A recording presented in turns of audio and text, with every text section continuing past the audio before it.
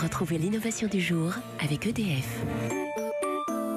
L'innovation sur Europe 1. Bonjour Anissa Mbida. Bonjour Maxime. Alors ce matin, une bonne nouvelle pour l'environnement. Vous nous annoncez qu'on a réussi à créer de l'électronique biodégradable. Oui, une très bonne nouvelle parce qu'on croule littéralement sous les déchets électroniques. Selon le dernier rapport des Nations Unies, on jetterait près de 50 millions de tonnes de télé, d'ordinateurs, de téléphones portables et autres produits électroménagers.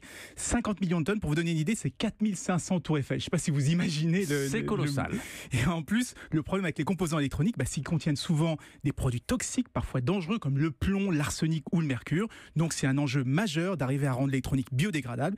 Et c'est ce qu'ont réussi à faire des scientifiques de l'université de Stanford aux États-Unis. Et là, je vous pose la question, qu'est-ce qu'ils ont fait et comment est-ce qu'ils l'ont fait ? Ils ont fabriqué une carte électronique entièrement biodégradable.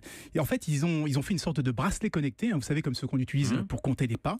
Et l'avancée majeure, c'est d'avoir conçu des puces électroniques, des transistors, totalement biodégradable. Alors je me répète, comment ils ont fait ? Ils sont partis d'une molécule, la même molécule qu'on trouve dans les tatouages, figurez-vous, et ils ont utilisé ça comme base pour concevoir des transistors et des condensateurs qui sont justement biodégradables. Et le résultat, c'est de l'électronique qui peut se dissoudre totalement en quelques semaines si on la laisse tremper dans du vinaigre. Il faut quand même un petit peu d'acidité pour qu'elle disparaisse. Sauf qu'il reste les batteries, les écrans, les boîtiers. J'imagine que ce n'est pas l'appareil entier qui est biodégradable. Non, c'est vrai, mais on est encore tout au début de leur recherche. Et puis, il existait déjà des plastiques biodégradables, ça c'est bon pour les boîtiers.